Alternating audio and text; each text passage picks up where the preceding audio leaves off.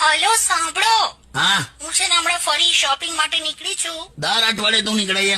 હા, પણ અત્યારે મારે છે ને અત્યારે પર્સ લેવું છે. મસ્ત પર્સ છે પણ થોડું મોંઘું છે. એટલે કેટલું? એટલે આમ તમને કહું ને તો 20-25 હજાર નું થાય છે. 20-25 હજારનું પર્સ? અપાવો ને યાર. તું છે ને આ કીટી પાર્ટીની મેમ્બરશિપ કેન્સલ કર ભાઈ.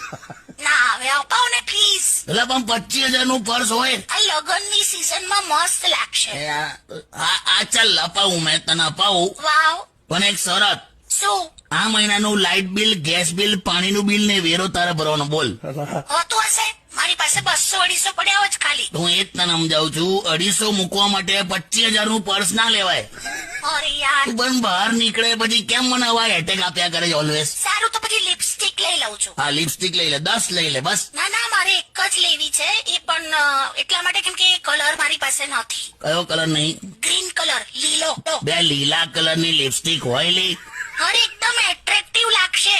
અરે શું એટલે, હું તો કઈ રેલવેમાં ગાર્ડ છું કે લીલા કલર એટ્રેક્ટિવ લાગે? શું યાર, લીલો કલર હોઠ પર હોય યાર? ના હોય કાકા. અરે લીલો કલર લગાડવા દો. હે? અરે પ્રેમથી તમારા હોઠ લગાડજો, તમારી જાન સમજીને. શું બોલી યાર? પ્રેમથી તમારા હોઠ લગાડજો, તમારી જાન સમજીને. બે કોક ચૂનો ને કાથો લગાડશે લીલું પાન સમજીને. હલો સાંભળો, હા, હું છે ને હમણાં ફરી શોપિંગ માટે